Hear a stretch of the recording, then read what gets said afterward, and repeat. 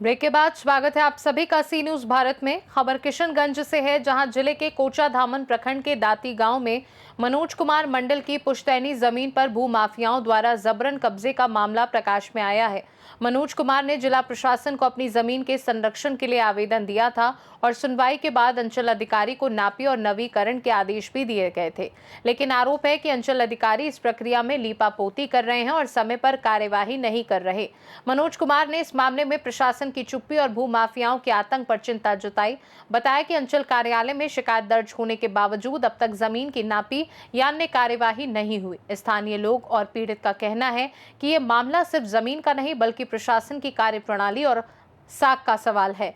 उन्होंने सवाल उठाया कि क्या गरीब और सामान्य व्यक्ति की पुश्तैनी संपत्ति की सुरक्षा सरकार की जिम्मेदारी नहीं है और मुख्यमंत्री के जनता दरबार और भूमि विवाद समाधान के दावों के बीच कोचाधामन की ये हकीकत क्या दर्शाती है। नमस्कार, आप देख रहे हैं सी न्यूज़ भारत। हमारे साथ जुड़े हैं जो कोचाधामन प्रखंड क्षेत्र के कोचाधामन पंचायत अंतर्गत एक ज़मीनी विवाद सामने आया है, जहां अंचल अधिकारी द्वारा मनमानी करने का आरोप लग रहा है और ये भूमि विवाद का, जबकि प्रशासन और सरकार का एक निष्ठापूर्वक कार्य करना है कि अगर ऐसे विवाद जहां जान माल की क्षति हो सकता है तो प्रशासन को चाहिए कि जल्दी ऐसी व्यवस्थाओं को सामान्य तौर पर उसका जो भी निर्णय है वो दे देना चाहिए, ना कि लंबे टाइम तक खींचा जाए। जबकि एक तरफ मुख्यमंत्री और बिहार के डिप्टी सीएम विजय कुमार सिन्हा का दावा है कि बिहार में प्रशासन बेहतर ढंग से व्यवस्था बदल रही है। तो अब बताइए कि इनके ही प्रशासन, एक तरफ माननीय बिहार के डिप्टी सीएम का दावा है कि प्रशासन को बेहतर ढंग से काम करवा रही है, तो उनके ही अंदर देखिए कि उनके प्रशासन क्या कह रही है।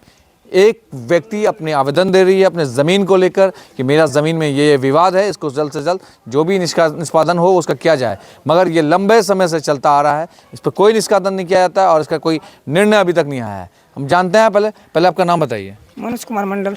मनोज जी, क्या मामला था ये ज़मीन का विवाद और डीसीएलआर के मामला, डीसीएलआर ऑफिस में मामला चला? हाँ, भूमि समार था, उसके बाद फिर अंचल में आया। क्या क्या हुआ? पहले तो अंचल में गए थे, वहाँ से हमको सीओ साहब बोला कि यहाँ से मेरे पास से नहीं होगा, ऊपर चला जाइए। उच्च न्यायालय से आए तो वहाँ से डीसी आलम को डिसीजन दिया इतना ज़मीन का कि आपका नापी हो जाएगा, आपको ये जो सबूत को चाहिए वो लेके आइए। हम सारा सबूत, वंशावली, पारिवारिक सूची, जो मांगा वो सारा सामान ला के दिए और 3 साल से हमको परेशान करके रखा है। और कल नापी था 19 तारीख का, वो नापी मैंने एक बैग बना कर दिया। कल परसों सीओ साहब बोला कि हम बोले चला जाएगा, कोई टेंशन मत लीजिए, नापी होगा। और कल तो गए शाम को मिलने के लिए, बोलता कि मना कर दिया। मतलब आपने जो सरकारी जो चार्ज है एनआर का वो भी आपने पे किया? हाँ, पे कर दिया, 1500 रुपया पे किए हैं। तो मगर उसके बाद भी नापी नहीं हुई है। अंचल अधिकारी क्या कह रहे हैं? अंचल अधिकारी कह रहे हैं कि 4-5 दिन का टाइम दीजिए। अरे डेट आप ही दे रहे हैं ना, एनआर जब काटते हैं तो डेट आप ही दे रहे हैं, डेट आपके हिसाब से शेड्यूल होती है और उस डेट को आप एक्शन कैसे कर सकते हैं? एक्शन कैसे नहीं लेता है सर, बात ही नहीं सुन रहा है, कुछ समझता नहीं वो। ऐसा तो नहीं कि पैसे के बल पे काम हो रहा है? हाँ, ऐसे ही हो सकता है, यही बात होगा। पैसा लिया तुमने, नहीं किया होगा। 2 बार किए हैं, एक बार तो नहीं किए हैं। सरकारी अमीन में दरखास्त 2 बार किए हैं। एक बार तो मना कर दिया तो चल उसका उसमें केस चल रहा था, उस टाइम छोड़ दिए।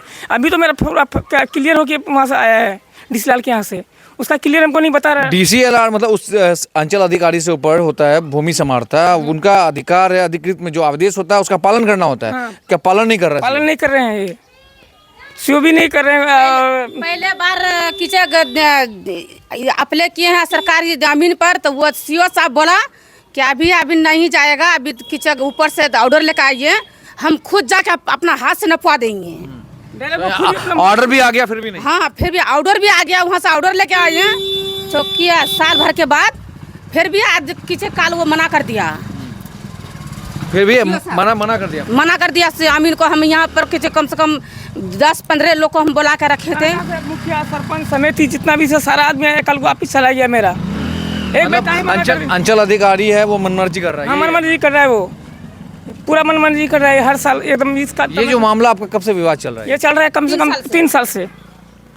कौन लोग हैं जो इस पे दावा कर रहे हैं? दावा ज्यादा करता है रामलाल का बेटा मर्डर करने का धमकी दिया है। आपको मर्डर करने की धमकी दी है? जी, मैं किसी को भी, मेरा बच्चा का अंदर में बच्चा हो, चाहे हम है, चाहे कोई भी है, पैसा वाला आदमी है, वो कुछ भी कर सकता है।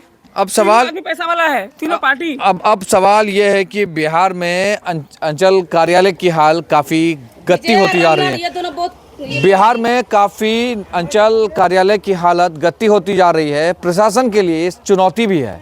अब सवाल यह है कि जब जो विवाद भूमि का 3 साल से झेल रहा हो तो लोग मजबूर हो जाते हैं कि आखिर प्रशासन क्यों नहीं कर रहा है कार्य।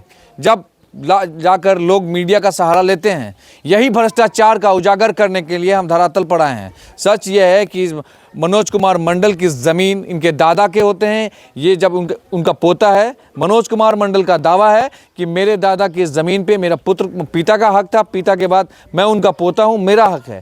मगर इसमें कुछ बचौलियों द्वारा उस ज़मीन को अवैध ढंग से कब्जा करने का आरोप लग रहा है। अब सवाल यह है कि प्रशासन सिस्टम पे काम कर रही है या प्रशासन को सिस्टम तोड़ना आता है। बिहार में मुख्यमंत्री का जो दावा है वो खोखले सिस्टम पर सवाल उठना लाजमी है। ऐसे मामले की एक्सपोज इसलिए करते हैं कि लगातार जो डिप्टी सीएम विजय कुमार सिन्हा का दावा है कि भूमि में अब किसी भी तरह की कोई मामले का व्यवस्था पूर्वक नहीं किया गया तो ऐसे अधिकारी पर कार्रवाई होगी। मगर यहाँ तो अधिकारी क्या, सारे के सारे लोग सिस्टम में बैठे करप्ट हैं। तो फिर व्यवस्था किस पर बदलेगी और यहाँ की जनता को कैसे मिल सकता है लाभ। सी न्यूज़ भारत के लिए किशनगंज से मिन्हाज आलम। इस खास रिपोर्ट में फिलहाल के लिए इतना ही। बने रहिए सी न्यूज़ भारत के साथ। हर खबर आपके साथ, आपके हाथ।